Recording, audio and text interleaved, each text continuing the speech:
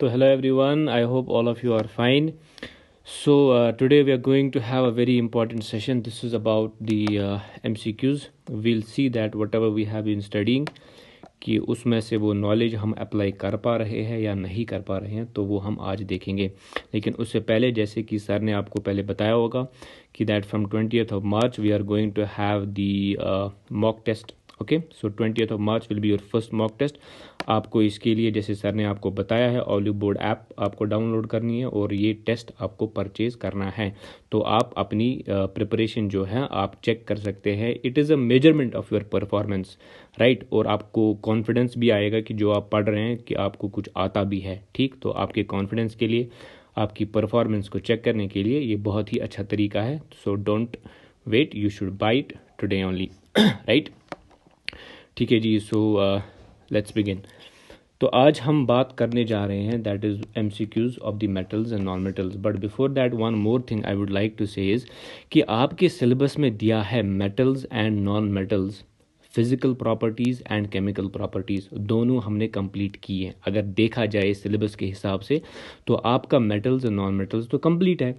ठीक, लेकिन text book में जैसे कुछ स्टूडेंट्स मैसेज भी कर रहे थे कि सर इसमें कुछ अलॉयज़ हमें पढ़ने हैं क्या, इसमें एक पार्ट आपका आता है मेटलर्जी. ठीक, अब कुछ स्टूडेंट्स इंसिस्ट कर रहे हैं कि सर वो भी पढ़ाइए. ठीक है, तो उसके लिए हम एक अलग से एक लेक्चर लेंगे, उसमें मैं पूरा आपका मेटलर्जी वो भी ख़त्म कर दूंगा. ठीक, तो अभी इसमें कुछ ऐसे भी क्वेश्चंस आएंगे जो कि मेटलर्जी से रिलेटेड है. ठीक, तो उन क्वेश्चंस को हम टच नहीं करेंगे जब तक कि मैं आपको मेटलर्जी वाला पार्ट ना पढ़ाऊँ, क्योंकि आप में से बहुत सारे ये कह रहे हैं कि सर JK SSB पे कोई भरोसा नहीं, कहीं से भी पूछ सकते हैं, कुछ भी पूछ सकते हैं. ठीक, और अगर आप टेक्स्ट बुक देखेंगे उसमें एक और छोटा सा टॉपिक है दैट इज़ कोरोजन. ठीक, कोरोजन आपका केमिकल रिएक्शंस में भी है, वो भी हम करेंगे. एंड और कुछ क्वेश्चंस शायद इसमें भी होंगे कोरोजन के रिलेटेड, तो मैं वहाँ पे आपको कॉन्सेप्ट बताता चलूँगा साथ साथ में, right. All right, so let's begin.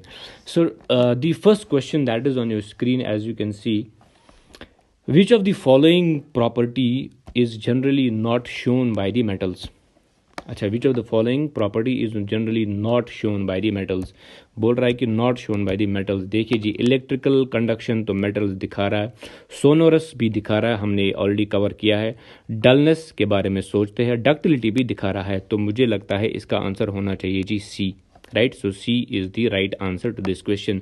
So dullness मैंने आपको बोला था कि नॉन मेटल्स जो हमारे हैं वो उनका अपीयरेंस काफ़ी डल होता है, शाइनिंग नहीं होता है. ठीक, ऑन द कंपैरिजन मेटल्स का appearance is lustrous, that is they have a shining appearance. तो ये होगा जी आपका answer. This property is not shown by the metals. अगर आपने बिल्कुल भी नहीं पढ़ा है तो इस MCQ सेशन को अटेंड करने से आपका सारा metals and non metals almost यहाँ तक रिवाइज भी हो जाएगा. अभी हम देखते हैं कि कितने क्वेश्चंस कर पाते हैं इसमें.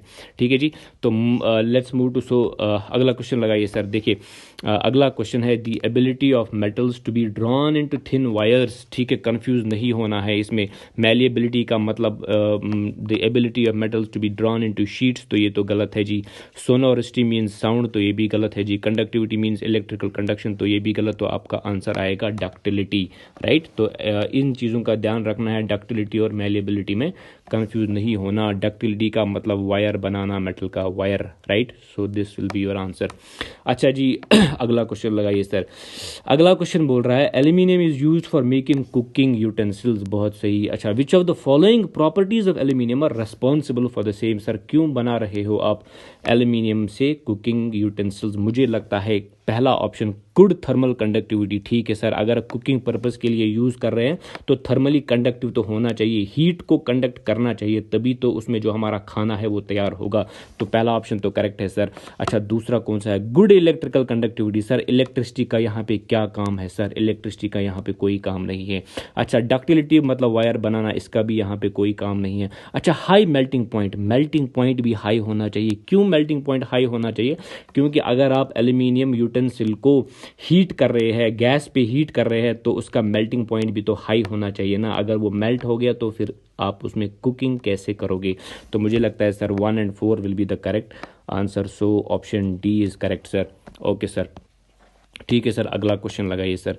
देखो भाई, अगला क्वेश्चन है question number 4. that is which one of the following metals do not react with cold as well as the hot water। देखो जी, ये चीज़ें याद रखने वाली है। मैंने आपको बताया था कि कुछ मेटल्स रिएक्ट करते हैं कोल्ड वाटर के साथ और कुछ मेटल्स है जो कि रिएक्ट करते हैं हॉट वाटर के साथ, ठीक। और कुछ मेटल्स ऐसे भी है जो रिएक्ट करेंगे ना ही कोल्ड वाटर के साथ ना ही हॉट वाटर के साथ, बल्कि रिएक्ट करेंगे स्टीम के साथ, ठीक है ना। Water in the form of steam तभी रिएक्ट करेंगे। आयरन है, वो आपको बताया था मैंने, ठीक। अच्छा, यहाँ पे बोल रहा है कि ऐसा कौन सा मेटल है जी जो रिएक्ट नहीं करता ना ही कोल्ड वाटर के साथ ना ही हॉट वाटर के साथ।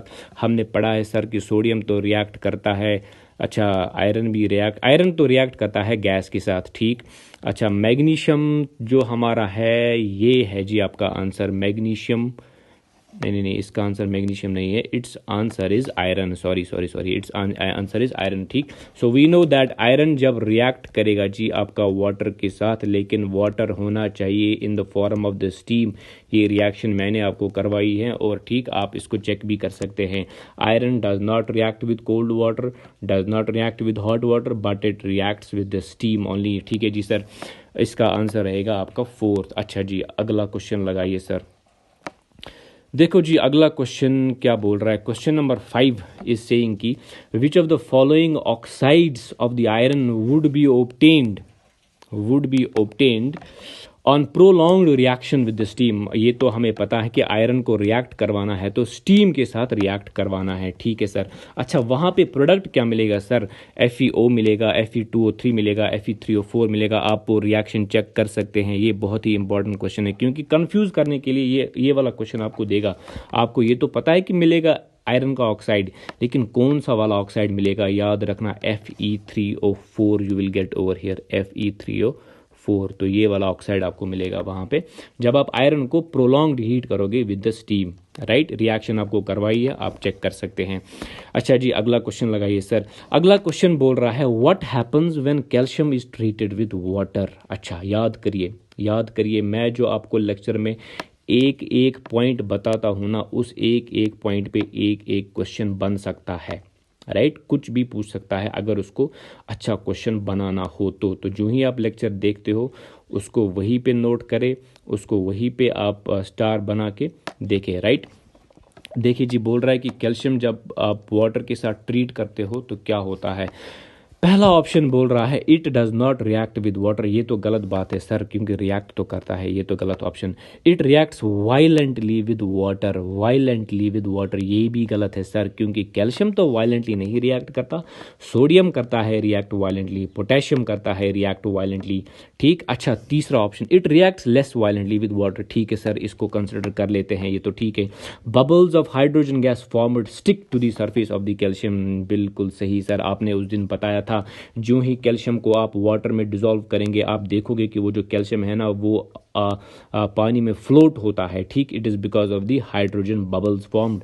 सो मेरे ख्याल में इसका आंसर आएगा 3rd and the 4th। So D option is correct sir, right. तो आप अभी रिकॉल भी कर पा रहे होंगे जो हम ऑलरेडी उस दिन हमने ऑलरेडी डिस्कस किया हुआ है। इससे आपको ये भी पता चलेगा कि हमें कैसे पढ़ना है, ठीक। केमिस्ट्री को मतलब क्या चीज़ है जो ध्यान में रखनी है, किस तरीके के क्वेश्चन वहाँ पे वो लोग पूछ सकते हैं, ठीक है सर। अगला क्वेश्चन लगाओ जी सर। देखो भाई, अगला क्वेश्चन है क्वेश्चन नंबर 7। बोल रहा है आपसे generally metals react with acids to give salt and hydrogen gas, ठीक। ये तो सही बात है। Which of the following acids does not give hydrogen gas, याद आया होगा कुछ आपको, ठीक। एक एक्सेप्शन है जी, does not give hydrogen gas on reacting with metals. वाह, एक्सेप्शन भी दी है मैग्नीज और मैग्नीशियम की, तो हमने पहले ही डिस्कस किया हुआ है। जब आप मेटल को रिएक्ट करवाओगे नाइट्रिक एसिड के साथ, वहाँ पे हमें मिलना चाहिए था हाइड्रोजन गैस, लेकिन हाइड्रोजन गैस जो है वो कन्वर्ट होता है किसमें जी, आपका वाटर में। तो ये किसके साथ होता है जी, ये होता है आपका HNO3 के साथ। तो that is a nitric acid. तो ये रहा जी आपका answer, question number 7। Very important question, right. अच्छा जी, अगला क्वेश्चन लगाइए सर। अच्छा, ये तो रिपीट क्वेश्चन है, मैंने आपको दिया था, आपके ग्रुप में भी शेयर किया था, ठीक। इंस्टाग्राम स्टोरी में भी शेयर किया था, बहुत सारे लोगों ने इसको आंसर भी किया था। तो देखिए, ऑप्शंस में कंफ्यूज कर सकता है, ठीक है ना। अब मैंने बताया था HCl और HNO3 ऐसे बताया था मैंने, राइट। और बताया था ये होगा जी आपका 3:1। अब मानो ऐसे दिया HNO3 दिया, ठीक, और यहाँ से दिया HCl, तो रेशियो चेंज हो गया ना, तो ये हो गया 1:3। इसमें क्या कंफ्यूज होने वाली बात है। ठीक, तो ये आपको याद रखना है। HCl इसका 3 पार्ट्स में है और कॉन्सेंट्रेटेड है जी, दोनों एसिड आपके कॉन्सेंट्रेटेड ही है, ये भी याद रखने वाली चीज़ है इसमें। क्योंकि देखिए 4 ऑप्शंस कैसे बनाए हैं। देखो भाई डाइल्यूट तो है ही नहीं, गलत। इसमें कंसनट्रेटेड डाइल्यूट, ये तो गलत। कॉन्सेंट्रेटेड ठीक है, कंसिडर कर सकते हैं। डाइल्यूट और डाइल्यूट ये भी गलत। ठीक है ना, तो 3 ऑप्शन तो आप एलिमिनेट ही कर सकते हो भाई साहब। अब ऑप्शन सी देखिए, कॉन्सेंट्रेटेड HCl 3 पार्ट्स में, कॉन्सेंट्रेटेड नाइट्रिक एसिड 1 पार्ट में। बिल्कुल सही सर, ये रहा हमारा answer, that is part C is the correct answer. अगला क्वेश्चन लगाइए जी sir, which of the following are not ionic compounds. Repeat हो रहा है जी, मैंने आपको ऐसा ही क्वेश्चन दिया था, उसका सोल्यूशन भी भेजा था मैंने आपके ग्रुप में।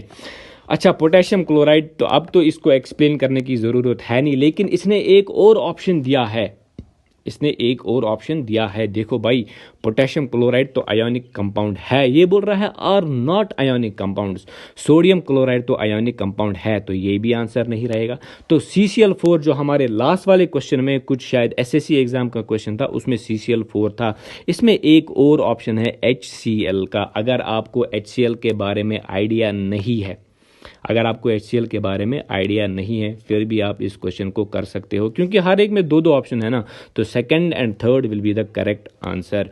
लेकिन अब आपको डाउट होगा सर, आप बताओगे सर हाइड्रोजन तो है मेटल्स के साइड में, क्लोरीन तो है नॉन मेटल्स के साइड में, फिर तो ये आयोनिक कंपाउंड होना चाहिए। याद करिए पहला ही लेक्चर मैंने बोला था आपको कि हाइड्रोजन जो हमारा है तो ये नॉन मेटल, लेकिन इसको रखा है मेटल्स में, इसको रखा है मेटल्स में, क्योंकि because of its electronic configuration, इसकी इलेक्ट्रॉनिक कॉन्फ़िगरेशन रिजेंबल करती है मेटल्स के साथ। इसलिए जी जब साइंटिस्ट इसको पीरियड टेबल को अरेंज कर रहे थे ना, तो उन्होंने ये बोला कि भाई साहब आप हाइड्रोजन को रहने दो इधर ही मेटल्स के पास, क्योंकि इसका थोड़ा रिजेंबलेंस है, थोड़ा रिश्तेदारी है इसको मेटल्स के साथ, तो ये इधर ही रहना पसंद करता है। लेकिन असल में इसका जो कैरेक्टर है वो है नॉन मेटल्स का, याद रखना। तो ये भी है जी, HCl और CCl4 ये दोनों बनाएंगे आपके कोवलेंट कंपाउंड्स। अब मैं क्या बोलूँ आपको, it is actually a polar covalent compound. खैर वो नहीं बोलता, उसमें हमें नहीं जाना है। It is actually a polar covalent compound, लेकिन याद रखो आयोनिक नहीं है। HCl और CCl4 आयोनिक नहीं है, तो ऑप्शन बन गया B, right, that is the right answer. अगला क्वेश्चन लगाओ जी सर। अच्छा, which of the following properties is not generally exhibited. अच्छा, which of the following is not generally exhibited by ionic compounds, not generally exhibited। अच्छा, solubility in water sir ये तो discuss किया हुआ है, ये तो ये शो कर रहा है। Electrical conductivity in solid state, electrical conductivity in the solid state, ये तो गलत है सर, ये तो गलत है। अच्छा, high melting and boiling points, ये तो सही, ये तो दिखा रहा है। इलेक्ट्रिकल कंडक्टिविटी इन मोल्टन स्टेट भी दिखा रहा है। मैंने आपको बोला था कि जो हमारे आयोनिक कंपाउंड्स हैं वो इलेक्ट्रिसिटी कंडक्ट तो करते हैं, लेकिन सॉलिड स्टेट में नहीं, बल्कि मोल्टन स्टेट में, या जो ही आप उनको वाटर में डिसॉल्व करेंगे, लेकिन सॉलिड स्टेट में ये इलेक्ट्रिकल कंडक्टिविटी जो है कंडक्ट नहीं करते। तो पूछा है नॉट एग्जिबिटेड, तो ये वाली होगी electrical conductivity in solid state. ठीक है ना, तो ये हो गया जी इसका राइट आंसर। आप रिलेट कर पा रहे होंगे, कोई भी ऐसी चीज़ है नहीं जो कि मतलब आउट ऑफ द बॉक्स आ रही है, वही है जो हमने ऑलरेडी डिस्कस किया हुआ है। अच्छा जी, अगला क्वेश्चन लगाइए sir, which of the following metals exist in their native state. Native का मतलब होता है घर, घर का मतलब होता है आराम से रहना, आराम से रहने का मतलब होता है बाहर नहीं जाना, किसी के साथ मिलना नहीं है, किसी के साथ रिएक्ट नहीं करना है। अच्छा, कुछ याद करो, सबसे पहला ही मेरा शक जाएगा गोल्ड पे, क्योंकि गोल्ड किसी के साथ रिएक्ट नहीं करना है, लेकिन यहाँ तो 2 बताने हैं सर, तो उसके बाद दूसरा शक जाएगा मेरा सिल्वर पे। तो सिंपल है, ठीक है ना, तो गोल्ड और सिल्वर रहेगा आपका आंसर। सेकंड एंड फोर्थ कौन सा है जी, ये रहा जी ऑप्शन सी आपका। ये नेटिव स्टेट में रहते हैं, नेटिव स्टेट का मतलब रिएक्ट ही नहीं करते। बाकी सारे मेटल्स जो है ना अक्सर नेटिव स्टेट में नहीं पाए जाते, ठीक है ना, almost they are found in the combination with their some of the other elements, so therefore gold and silver will be the right answer। अगला क्वेश्चन लगाइए सर, मेटल्स आर रिफाइंड। अच्छा, ये है मेटलर्जी का, अभी इसको नहीं करते। अच्छा, ये देखिए जी, बड़ा अच्छा सवाल है। क्वेश्चन नंबर 13 पूछ रहा है, silver articles become black on prolonged exposure to air. जब आप सिल्वर आर्टिकल्स को काफ़ी टाइम के लिए एक्सपोज करते हैं ना एयर में, तो उनका कलर हो जाता है change into black due to the formation of. अब आप आंख बंद के लगाओगे आंसर ये सिल्वर ऑक्साइड, गलत। ये हो जाएगा आपका गलत भाई साहब, ये हो जाएगा आपका गलत, क्योंकि जो ही हम सिल्वर को on prolonged exposure of air रखते हैं ना बाहर, इसका ब्लैक कलर बनता है due to the formation of silver sulphide, that is Ag2S। ये आपसे क्वेश्चन पूछ सकता है अगर अच्छा क्वेश्चन बनाना हो तो, क्योंकि कंफ्यूज करने के लिए सारे देंगे आंसर किसको, Ag2O बोलेंगे मेटल ऑक्साइड बनाएगा, लेकिन एटमॉस्फेयर में कुछ सल्फर गैसेस भी होते हैं, ठीक, और वो सल्फर गैसेस जब सिल्वर के साथ रिएक्ट करते हैं तो बनाते हैं Ag2S। याद रखिएगा, नोट करिएगा इसको स्टार बना के, ठीक है जी। तो आपका आंसर रहेगा जी सी, ठीक है सर। अगला क्वेश्चन लगाइए सर। अच्छा, galvanisation is a method of protecting iron from rusting by coating with a thin layer of the. अच्छा, ये आप बोलेंगे सर अभी तो हमने ये पढ़ा ही नहीं है rusting of iron. Rusting of iron होता है जंग लग जाना आयरन पे। आयरन आर्टिकल्स देखे होंगे ना आपको, उस पे वो black, sorry not black but that brown coating एक पाउडर जैसा बना होता है, और वो आयरन भी काफ़ी कमज़ोर हुआ होता है, almost it is on the verge of breaking point, right. तो उसको बोलते हैं कोरोजन, उसको बोलते हैं रस्टिंग ऑफ आयरन, यानी कि आयरन का जंग लग जाना, ठीक है। और एक मिसकंसेप्शन ये भी है कि सर अक्सर आयरन में ही जंग लगता है। नहीं जी, काफ़ी सारे मेटल्स ऐसे हैं जिनमें करोजन होता है, ठीक। तो इसको मैं अलग से समझाऊंगा, लेकिन अभी फिलहाल क्वेश्चन को करने के लिए अब ये देखिए, अब मानो कि हम एक मेटल को जो हमारे लिए इंपॉर्टेंट है उसको हम बचाना चाहते हो करोजन से, क्योंकि करोजन तो खुद ही हो जाता है। आप कैसे बचाओगे इसको? जो ही मेटल रिएक्ट करेगा मॉइस्चर के साथ, ऑक्सीजन के साथ, ये रस्टिंग दिखाना स्टार्ट करेगा, जैसे कि आयरन, ठीक। तो कैसे बचाओगे सर? एक तरीका है सर, आप इसी मेटल को गैल्वेनाइज कर दो, इसको कोट कर दो ना सर जिंक के साथ, ठीक है जी। ये आपका एक प्रोसेस है, मैं आपको बताऊंगा। गैल्वेनाइजेशन मतलब होता है जो ही आप आयरन को कोट करते हैं जिंक के साथ, जिंक भी तो एक मेटल है ना सर, बिल्कुल। यहाँ पे जिंक अपने आप को सेक्रीफाइस कर देगा, यहाँ पे जिंक की कुर्बानी हमें चाहिए सर, क्योंकि हमें आयरन को बचाना है, ये याद रखो, आयरन को बचाना है रस्टिंग से। कैसे बचाओगे सर? जिंक से बचाएंगे, जिंक के साथ कोट करेंगे इसको, सो दैट जिंक हो जाएगा ऑक्सीडाइज, आयरन की बारी नहीं आएगी, बस इसका ये मतलब है जी, ठीक। हर साल हमारी इकोनॉमी में बहुत ही नुकसान होता है बिकॉज ऑफ द करोजन और रस्टिंग ऑफ आयरन। आपने एक एग्जांपल शायद सुनी होगी, दिल्ली में हमारा है जी एक कुतुब मीनार में है एक आयरन पिलर। आज आप सर्च करिएगा, आयरन पिलर बोल रहे हैं सर ये तो पिछले 1600 सालों से चलता आ रहा है सर, इस पे तो रस्ट नहीं हुआ, क्या प्रॉब्लम है सर? बोलते हैं कि उस वक्त वाले जो आर्किटेक्ट थे जिन्होंने उसको बनाया था वो बहुत ही ज़बरदस्त थे, बहुत ही अक्लमंद थे। कुछ ऐसा मिक्स किया है उन लोगों ने जो कि एक पैसिव लेयर बना दिया है आयरन पिलर पे, जिसकी वजह से आयरन पिलर जो है अभी तक वहाँ पे है। अदरवाइज 1600 साल is really a long time. अभी तक तो वो ख़त्म हो जाना चाहिए था, उसका पाउडर बन जाना चाहिए था, लेकिन वो अभी भी खड़ा है वहाँ पे आयरन पिलर। दिल्ली में है जी कुतुब मीनार में, आप जब जाएंगे दिल्ली तो आप देख सकते हैं आयरन पिलर को, राइट। तो आयरन पिलर, उस पर एक प्रोटेक्टिव लेयर बना है because of some phosphorus, and उस पर एक पेपर है अलग, IIT कानपुर का पेपर है, वो हमें डिस्कस नहीं करना है, ठीक। तो ये आप थोड़ा सा एक्स्ट्रा मैं यहाँ पे बता रहा हूँ। तो जी इसका आंसर रहेगा जिंक। अच्छा, अगला सवाल लगाइए जी।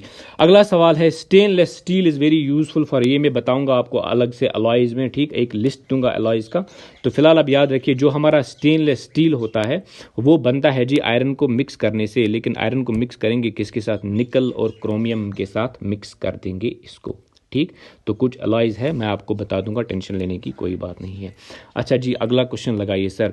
अगला क्वेश्चन है जी कॉपर। ये भी आप क्वेश्चन अभी छोड़िए क्योंकि ये भी है करोजन से ही रिलेटेड, लेकिन फिर भी मैं इसका आंसर बता देता हूँ। मैं अभी आपको बता रहा, अच्छा ठीक है, ये क्वेश्चन भी कर ही लेते हैं। अब देखो जी भाई, मैंने आपको अभी बताया कि खाली सिर्फ आयरन ऐसा आर्टिकल नहीं जो करोड़ होता है, बाकी सारे मेटल्स भी करोड़ होते हैं, जैसे कि कॉपर वेसल्स अगर आपके घर में होंगे ना, अगर आप कॉपर वेसल्स को मॉइस्चर में एक्सपोज करेंगे, काफ़ी देर के लिए ओपन रखेंगे ना, ठीक, तो कॉपर पे एक ग्रीन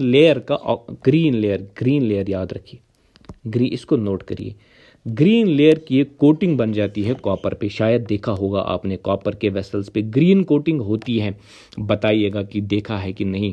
वो होता है जी कॉपर का ये होना, करोड़ होना, ठीक है। उस पे बनते हैं कुछ कंपाउंड्स जैसे कि कॉपर कार्बोनेट। याद रखिएगा, एक तो बनता है कॉपर कार्बोनेट और दूसरा बनता है जी कॉपर हाइड्रोक्साइड। सोचो कभी अगर पूछा तो याद तो होना चाहिए, ठीक है। तो अभी इतना याद रख लीजिए, सिंपल है जी। करोजन क्या है? करोजन है मेटल्स का खराब होना, ठीक, because of the reaction with the moisture and the oxygen. अब वहाँ पे कौन से कंपाउंड्स बनते हैं वो हमें याद रखना है। तो याद रखिएगा, वो जो ग्रीन कलर की कोटिंग होती है ना कॉपर पे, वो होती है कॉपर कार्बोनेट की वजह से। ठीक है सर, अगला क्वेश्चन लगाइए sir. Question number 17, metals are solid in nature. अच्छा, which one of the following metals is liquid at room temperature? ये तो बहुत ही आसान है, मरकरी। अगला क्वेश्चन लगाइए sir. Which of the following metals are, अच्छा ये है मेटलर्जी का, ये इसको हम अभी छोड़ते हैं, आगे बढ़िए सर। अगला क्वेश्चन दिखाइए। Generally non metals are not lustrous, ठीक। Which of the following non metal is lustrous? Non metals usually non lustrous होते हैं, मतलब डल होते हैं, लेकिन एक ऐसा वाहिद बताइए नॉन मेटल जो कि शाइनिंग अपीयरेंस दिखा रहा है, वो है जी आपका आयोडीन। आयोडीन है तो नॉन मेटल, आयोडीन है तो नॉन मेटल, लेकिन शाइनिंग अपीयरेंस दिखाता है, याद रखिएगा जी। अच्छा आगे चलते हैं। देखिए जी, पूछ रहा है आपसे, अच्छा क्वेश्चन है। विच one of the following 4 metals would be displaced from the solution of it salt by other 3 metals? 4 metals दिए हुए हैं, इसके लिए रिएक्टिविटी सीरीज का दिमाग में होना बहुत ही ज़रूरी है। अगर नहीं भी हो फिर भी हम अंदाज़ा तो लगा ही सकते हैं। देखो भाई साहब, मैग्नीशियम, अगर रिएक्टिविटी सीरीज देखोगे ना आप, मैग्नीशियम तो फिर भी काफ़ी ऊपर है रिएक्टिविटी सीरीज़ के, सिल्वर तो काफ़ी नीचे है रिएक्टिविटी सीरीज़ के। अच्छा, जिंक है कहीं इधर, कुछ इधर बैठा होगा जिंक, ठीक है जी। अगला कौन सा बचा जी? अगला बचा इसमें कॉपर है जी सिल्वर के ऊपर, कॉपर है जी सिल्वर के ऊपर। अच्छा, अब क्या बोल रहा है? बोल रहा है विच one of the following 4 metals would be displaced, जिसको आप डिस्प्लेस कर देंगे बाकी 3 मेटल्स के साथ, तो हम सिल्वर को डिस्प्लेस कर सकते हैं, क्योंकि ये सबसे कम रिएक्टिव है। तो इसको मैग्नीशियम बोलेगा, मैं तुमको रिप्लेस कर दूंगा। जिंक भी बोल सकता है, कॉपर भी बोल सकता है। अगर आपको याद नहीं है, रिएक्टिविटी सीरीज को एक बार फिर से देख लीजिएगा जी। तो सबसे बॉटम पे है ये, तो इसका मतलब यही रिप्लेस होगा ना, यही रिप्लेस होगा, ठीक है जी। अगला क्वेश्चन लगाइए सर। देखिए जी, अगला क्वेश्चन है आपका, अच्छा ये तो कुछ डरा रहा है हमें, लेकिन डरने की बात है नहीं क्योंकि हमारे पास कॉन्सेप्ट है। क्वेश्चन बता रहा है 2 ml ऑफ, 2 ml से हमें क्या लेना देना सर? हमें बताओ असल चीज़ क्या है। कॉन्सेंट्रेटेड है जी HCl HNO3। अच्छा, कुछ याद आया कॉन्सेंट्रेटेड HCl और HNO3 से? A mixture of this is there and 3:1। अच्छा, इससे तो कन्फर्म हो गया, ये तो है जी आपका एक्वा रीजिया। पढ़ा है ना सर? पढ़ा है सर। ये है जी आपका aqua regia. Aqua regia was taken in test tubes labelled as A, B and C। 3 अलग अलग टेस्ट ट्यूब्स में रखा है, मानो A, B and C, fine. अच्छा, फिर बोल रहा है small piece of metal was put in each test tube. अच्छा, एक मेटल, एक पीस इसमें, एक पीस इसमें और एक पीस इसमें। अच्छा, फिर क्या किया? No change occurred in the test tube A and B। A और B में कोई चेंज नहीं आया। अच्छा, but the metal got dissolve in the test tube C। अब मैंने आपको बताया था एक्वा रीजिया बना ही है इसीलिए ताकि गोल्ड को डिजॉल्व करना है सर। असल में एक्वा रीजिया बना है गोल्ड के लिए, तो गोल्ड तो फट से रिएक्ट करता है एक्वा रीजिया के साथ, ठीक है ना। तो ये रहा जी आपका गोल्ड इसका आंसर, ठीक है सर। अगला क्वेश्चन लगाओ जी सर। अच्छा, अलॉय मैं आपको बता देता हूँ, फिर भी यहाँ पे क्वेश्चन है तो मैं आपको बता ही देता हूँ। अलॉय एक एलिमेंट नहीं है, कंपाउंड नहीं है। अलॉय होता है जी आपका होमोजीनियस मिक्सचर। अलॉय का मतलब, मानो ये है मेरे पास निकल एक मेटल और ये है मेरे पास दूसरा मेटल आयरन, इनको मिक्स किया, ठीक है ना। मिक्स करने के बाद होमोजीनियस मिक्सचर बनाया। होमोजीनियस का मतलब होता है हर जगह कंपोजिशन सेम है, ठीक है ना। ये होता है जी आपका होमोजीनियस मिक्सचर, ठीक है ना। इस मिक्सचर का अगर आप कहीं पे भी कंपोजिशन देखोगे ना, तो हर जगह वो एक ही होगा, जैसे सेम होगा, रेशियो जो होगा ना वो होगा जी सेम। आपको बताऊंगा मैं अलॉयज में, ठीक। अच्छा, अगला क्वेश्चन लगाइए सर, ये वाला क्वेश्चन भी हम करेंगे मेटलर्जी में, ठीक। तो टेंशन नहीं लेनी है, आप मत बोलोगे कि सर कुछ क्वेश्चंस आपने छोड़े, ये है मेटलर्जी से रिलेटेड, इसलिए मैं आपको ये क्वेश्चन अभी नहीं करवा रहा हूँ। अच्छा, 25th क्वेश्चन देखिए सर, बता रहा है an element is a soft and can be cut with a knife, बहुत बढ़िया। This is very reactive to air and can not be kept open in air, बहुत बढ़िया। इससे तो याद आ रहा है कुछ सर, बहुत कुछ याद आ रहा है। It reacts vigorously with water, identify the element, magnesium नहीं है, सोडियम है जी। आंख बंद करके आंसर दो भाई साहब, आंख बंद करके आंसर दो। अच्छा, एक बात मैं आपको बताना भूल गया, एक्चुअली कुछ स्टूडेंट्स की रिक्वेस्ट पे मैंने एक टेलीग्राम चैनल क्रिएट किया है साइंस के लिए, ओके। मैं उसमें काफ़ी सारे क्वेश्चंस क्विज पोस्ट करता रहता हूं, तो आप वो ज्वाइन कर सकते हैं। ये नाम लिखकर alchemist, ALCHEMIST, alchemist 6, right, alchemist 6, ये आप ज्वाइन कर सकते हैं। तो वहाँ पे आपको साइंस के रिलेटेड क्विज मिलता रहेगा और भी कुछ इन्फॉर्मेशन मिलती रहेगी। क्विज में SSS पे भी डालता हूँ, तो वहाँ भी डालूंगा, ऐसी बात नहीं है, ठीक। तो आप इसको ज्वाइन करें, आप वहाँ भी पार्टिसिपेट कर सकते हैं। हर जगह नॉलेज मिल रहा है, ठीक है ना, जहाँ से आपको अच्छा लगता है आप वहाँ से एक्सेप्ट करो जी। अच्छा सर, आगे बढ़ते हैं सर। देखिए सर, अगला क्वेश्चन लगाइए सर। क्वेश्चन नंबर 26 बोल रहा है अलॉयज और होमोजीनियस मिक्सचर्स। अच्छा, अलॉय का क्वेश्चन है, ये हम अभी छोड़ते हैं क्योंकि इस क्वेश्चन को भी हम अलॉयज में ही करते हैं, आप कंफ्यूज हो जाओगे, ठीक। क्वेश्चन नंबर 26 याद, आप मुझे रिमाइंड कर देना एक बार, मैं आपको ये चीज़ें बता दूंगा। अगला क्वेश्चन लगाइए सर। अगला क्वेश्चन है जी, which among the following is incorrect for magnesium metal. अच्छा, मैग्नीशियम मेटल के बारे में हमने पढ़ा था, अब आइडेंटिफाई करना है कि कौन सा ऐसा स्टेटमेंट है जो इनकरेक्ट है, जहां पे बहुत बच्चे गलती करते हैं इनकरेक्ट और करेक्ट में, ठीक है ना। तो ये ध्यान से देखना कि क्या पूछ रहा है। पहला पूछ रहा है it burns in oxygen with dazzling flame, बहुत सही सर, ये तो आपने बताया था।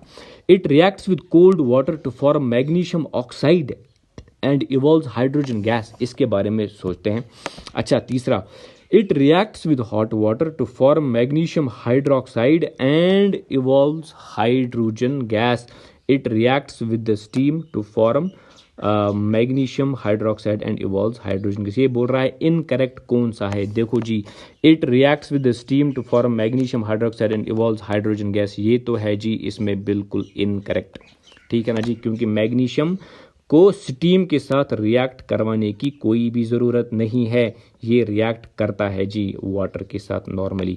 तो मैग्नीशियम जो है रिएक्ट आपका नहीं करेगा स्टीम के साथ, तो ये आपका डी पार्ट इसका आंसर रहेगा, ठीक है सर। अगला क्वेश्चन लगाओ जी सर। देखो भाई, अगला क्वेश्चन भी है किसका, ये भी है जी मैं इसका, this question is also from alloys, ठीक है। इसको मैं अभी छोड़ रहा हूँ क्योंकि आप कंफ्यूज हो जाओगे कि ये तो पढ़ा ही नहीं है, ठीक। जब अलॉयज पढ़ोगे तो आप इन क्वेश्चंस को आराम से करोगे। अच्छा, अगला क्वेश्चन है जी सर 29th बोल रहा है reaction between X and Y. अच्छा, एक्स और वाई को रिएक्ट करवाया, ठीक, and they form compound Z, यहाँ पे जेड कंपाउंड मिला हमको। अच्छा, एक्स लूजेज इलेक्ट्रॉन्स, अच्छा एक्स ने अपना इलेक्ट्रॉन दिया, याद आ रहा होगा आपको कुछ, एंड वाई गेन्स इलेक्ट्रॉन, मतलब एक्स पे आ गया पॉजिटिव चार्ज, याद करो जी मैंने आपको बताया था, और वाई पे आ गया जी नेगेटिव चार्ज, राइट, ये आ गया वाई पे नेगेटिव चार्ज। अच्छा जी, तो अब क्या बोल रहा है जी, which of the following properties is not shown by Z. पहले एक बात बताओ, जब ये प्रोसेस हुआ ना, एक्स ने अपना इलेक्ट्रॉन लूज किया और दिया वाई को, इससे कौन सा कंपाउंड बना, इससे बना आपका आयोनिक कंपाउंड, ठीक, इससे बना आपका आयोनिक कंपाउंड। अगर कोई डाउट है तो लास्ट लेक्चर देख लीजिए। तो ये Z जो है ना आपका, इसके बारे में बता रहा है, Z is ionic compound, okay. अगर Z आयोनिक कंपाउंड है तो बोल रहा है which of the following property is not shown bye Z। हमने आयोनिक कंपाउंड्स के बारे में बात की है कि वो कौन से कंपाउंड्स है और उनमें क्या प्रॉपर्टीज है। क्या उनमें हाई मेल्टिंग पॉइंट है, जी हाँ सर है। क्या उनका लो मेल्टिंग पॉइंट है, इसके बारे में सोचते हैं। Conducts electricity in molten state, बिल्कुल सही। ऑकर्स एज सॉलिड, बिल्कुल सही। तो ये रहा जी आपका ऑप्शन, जो कि इसमें आयोनिक कंपाउंड्स जो प्रॉपर्टी शो नहीं करते, that is having low melting point. हमने पढ़ा था that ionic compounds show both high melting point and high melting point and high boiling point, लेकिन ये यहाँ पे पूछ रहा है लो मेल्टिंग पॉइंट। तो ये है जी आपका आंसर। मैंने यहाँ पे टिक लगा दिया, ये आंसर नहीं है, इट इज दैट कि it is showing this property, ठीक है, ये प्रॉपर्टी नहीं दिखा रहा, तो इसीलिए आंसर हो गया आपका बी, ठीक है ना। ये तो आपको समझ आ गया होगा। अच्छा, अगला क्वेश्चन लगाइए सर। अगला क्वेश्चन है द इलेक्ट्रॉनिक कॉन्फ़िगरेशन ऑफ 3, यही क्वेश्चन है लेकिन घुमा फिरा के पूछ रहा है। पूछने दो, हमें क्या टेंशन है, हमने तो पढ़ा है। The electronic configuration of 3 elements X Y and Z are like this. देखिए जी, इलेक्ट्रॉनिक कन्फिग्रेशन का कॉन्सेप्ट दिया मैंने आपको। एक है जी आपका एलिमेंट 2,8, 2,8 बोला था मैंने आपको कि हर एक एलिमेंट का ये मकसद है, ये मकसद है एलिमेंट का कि मेरे पास लास्ट शेल में 8 इलेक्ट्रॉन हो। तो एक्स के पास तो ऑलरेडी 8 है जी, ठीक। वाई के पास 2,8,7, मतलब ये तो आपका हो गया क्लोरीन, लास्ट लेक्चर याद करिए। जेड हो गया जी आपका 2,8,2, ये हो गया जी आपका metal, this is your magnesium. अच्छा, which of the following is correct. बोल रहा है एक्स इज ए मेटल, सवाल ही पैदा नहीं होता, एक्स मेटल हो ही नहीं सकता, इसका तो इलेक्ट्रॉनिक कन्फिग्रेशन कंप्लीट है। एक्स क्या है, एक्स क्या है ये आप बताएंगे। जिसका लास्ट शेल कंप्लीट है ना, मैंने बताया है लास्ट लेक्चर में भी और पहले लेक्चर में भी बताया है, इनका लास्ट शेल कंप्लीट है। एक्स कौन सा मेटल है ये आप मुझे, sorry it is not a metal, ये एक्स क्या है, व्हाट इज एक्स, ये आप कमेंट्स में लिख के बताएंगे, ठीक। कौन से ग्रुप का एलिमेंट है। अच्छा, वाई इज अ मेटल, क्या वाई मेटल है। देखो भाई, क्लोरीन है, ये कहाँ से मेटल हुआ, ये तो हो गया आपका नॉन मेटल, ठीक है ना। 2,8,7 ये तो इलेक्ट्रॉन एक्सेप्ट करेगा सोडियम से, लास्ट लेक्चर याद करिए, तो ये भी गलत है। वाई इज अ मेटल, ये भी गलत। Z is a non metal, ये भी गलत, क्योंकि ये तो मैग्नीशियम है। जेड है जो भाई, ये मैग्नीशियम है, मैग्नीशियम तो मेटल है, तो ये भी गलत सर आपका। अच्छा, डी बताइए sir, Y is a non metal, sir ये तो सही बात है। जेड इज अ मेटल, ये तो सही बात है, कुछ भी नहीं पूछ रहा, आपको कंफ्यूज होना ही नहीं है, मैंने आपको बताया है। अच्छा, मान लो आपको पता ही नहीं कि 2,8,2 किसका कॉन्फ़िगरेशन है, ऐसा भी हो सकता है ना कि आपको पता ही नहीं ये किसका कॉन्फ़िगरेशन है, फिर भी क्या हम सर ये सवाल कर सकते हैं। बिल्कुल आप कर सकते हैं। अब ये देखो ना, दिस इज वाई, वाई का है 2,8,7। अच्छा, दिस इज जेड, जेड का है 2,8,2, 2,8,2। इसका मतलब है भाई साहब, इसके पास 7 इलेक्ट्रॉन है, इसके पास 2 इलेक्ट्रॉन है, ये अपने 2 इलेक्ट्रॉन ट्रांसफर करेगा यहाँ पे, ट्रांसफर करेगा यहाँ पे। मैंने आपको बताया भी तो है लास्ट में, MgCl2 का फॉर्मेशन। मैग्नीशियम अपने 2 इलेक्ट्रॉन देगा क्लोरीन को, ठीक है ना। तो आप तो यहाँ से भी अंदाज़ा लगा सकते हैं, क्योंकि अगर ये अपने इलेक्ट्रॉन दे रहा है तो ये तो मेटल हो गया, अगर ये एक्सेप्ट कर रहा है वाई तो ये तो हो गया जी नॉन मेटल। तो डी है जी आपका करेक्ट आंसर। अगर आपको ये क्वेश्चन समझ नहीं आया तो लेक्चर 5 देखिए, मैंने बिल्कुल आसान भाषा में आपको ये चीज़ वहाँ पे बताई हुई है, राइट। अच्छा जी, अगला क्वेश्चन लगाइए सर। अगला क्वेश्चन है जी आपका, ऑल दो मेटल्स फॉर्म बेसिक ऑक्साइड्स। ये तो हमने ऑलरेडी पढ़ा है सर कि मेटल्स बेसिक ऑक्साइड्स बनाते हैं, ठीक। Which of the following metals form is an amphoteric oxide. देखो जी, सवाल पूछा है, मैंने बताया है कि एल्यूमिनियम ऑक्साइड जो होता है Al2O3, वो ना होता है एसिडिक, ना होता है बेसिक, या वो बोथ होता है, एसिडिक की तरह भी बिहेव करता है और बेसिक की तरह भी बिहेव करता है। तो एल्यूमिनियम रहा आंसर, इसमें क्या सोचने वाली बात है सर, ये तो हम 2 सेकंड में करेंगे। अच्छा, अगला क्वेश्चन लगाइए सर। देखो जी, generally non metals are not good conductors of electricity, which of the following is a good conductor of electricity. मैंने आपको बताया है पहले या सेकेंड लेक्चर में, आप देख सकते हैं दैट इट इज ग्रेफाइट। मैंने बताया था आपको, डायमंड है, ग्रेफाइट है और फलरीन है, तीनों है isotopes of, sorry allotropes of carbon, और इनमें से एक एलोट्रोप ऐसा है जो कि है ग्रेफाइट। ग्रेफाइट जो कि आपके पेंसिल की लिड होती है उसको बोलते हैं graphite. That is a good conductor of electricity, आपको बताया है, आप चेक कर सकते हैं। अच्छा, अगला क्वेश्चन बताइए सर। अगला क्वेश्चन है, electric wires have a coating. अब देखो जी, ये मानो कॉपर की वायर है, ठीक है ना, जैसे हमारे घर में होती है वायर्स, उन वायर्स के ऊपर से होती है एक कोटिंग, ठीक है ना, वो प्लास्टिक कोटिंग जैसी लग रही होती है, वो होता है जी आपका PVC, याद रखिएगा। इसको बोलते हैं polyvinyl chloride, polyvinyl chloride. Polyvinyl chloride की खासियत ये है सर कि it is a bad conductor of electric current, या इंसुलेटिंग मटेरियल होता है। आप समझ रहे हैं ना, मानो कॉपर से तो इलेक्ट्रिक करंट पास हो रहा है, क्या मैं इस वायर को टच कर सकता हूं, कर सकता हूं सर, क्योंकि इसके पास कोटिंग है, PVC कोटिंग है इसके पास, तो ये तो इंसुलेटर है, इलेक्ट्रिसिटी कंडक्ट नहीं करेगा। तो ये पॉइंट आप याद रखिएगा जी। ये शायद मैंने बताया नहीं है, लेकिन आपको मैंने PDF जो दी है उस पर ये बात लिखी हुई है जी सर। अच्छा जी सर, अगला क्वेश्चन लगाइए। अगला क्वेश्चन क्या है सर, अगला क्वेश्चन है, अच्छा अगला क्वेश्चन बताइए sir, just 1 second. Okay, so next question is, which of the following non metals is a liquid non metal है लेकिन लिक्विड है, ब्रोमीन आपको बताया है, ये तो सीधे याद रखने वाली बात है, कोई टेंशन है नहीं इसमें। विच of the following reactions, which of the following can undergo chemical reaction. अब आप बताओगे सर ये केमिकल रिएक्शंस है तो सारी होंगी ना सर, नहीं जी, कोई रिएक्शन नहीं होती है, ये हमें डिसाइड करना पड़ता है रिएक्टिविटी सीरीज से, रिएक्टिविटी सीरीज से। अच्छा ये जो रिएक्शन है ना, हालांकि ये हमने डिस्कस भी की हुई है, इसका आंसर आप बताएंगे कमेंट सेक्शन में, इसका आंसर आप बताएंगे कमेंट सेक्शन में। मुझे लगता है ये आपके लिए काफ़ी आसान होगा। सिमिलर क्वेश्चन है लास्ट टाइम के ही जैसा है, ये आपसे पूछ रहा है which of the following can undergo, can undergo जो रिएक्शन हो सकती हैं। मैं बस एक ऑप्शन यहाँ पर डिस्कस करूंगा, बाकी आप खुद देख लेना, आंसर बता देना कमेंट सेक्शन में। अच्छा आयरन रिएक्ट करवाता है मैग्नीशियम सल्फेट से, इसका मतलब ये हुआ कि आयरन को मैग्नीशियम को रिप्लेस करना होगा। मैग्नीशियम कहाँ है जी, मैग्नीशियम तो काफ़ी ऊपर है, आयरन तो काफ़ी नीचे है। क्या आयरन मैग्नीशियम को रिप्लेस कर सकता है? ना ना ना, ये रिएक्ट नहीं कर सकता। इसको क्यों नहीं रिएक्ट कर सकता? क्योंकि ये उतना रिएक्टिव ही नहीं है, मतलब ये रिएक्शन नहीं होगा। ये तीन आप चेक करिएगा और मुझे कमेंट सेक्शन में बताइएगा कि कौन सा रिएक्शन होने वाला है।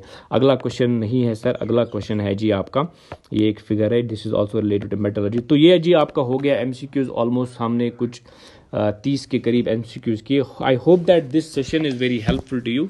सो आप मुझे इंस्टाग्राम पे भी फॉलो कर सकते हैं, जैसे बहुत सारे लोग फॉलो कर रहे हैं, वहाँ पे भी मैं काफ़ी सारी क्विज़ डालता रहता हूँ स्टोरीज़ की फॉर्म में, ठीक, तो आप वहाँ पे फॉलो कर सकते हैं, Mudassir Ahmed, okay, it is DD over here, right, तो आप वहाँ पे फॉलो करें। So I hope that this session is helpful to you. Thank you and have a nice day.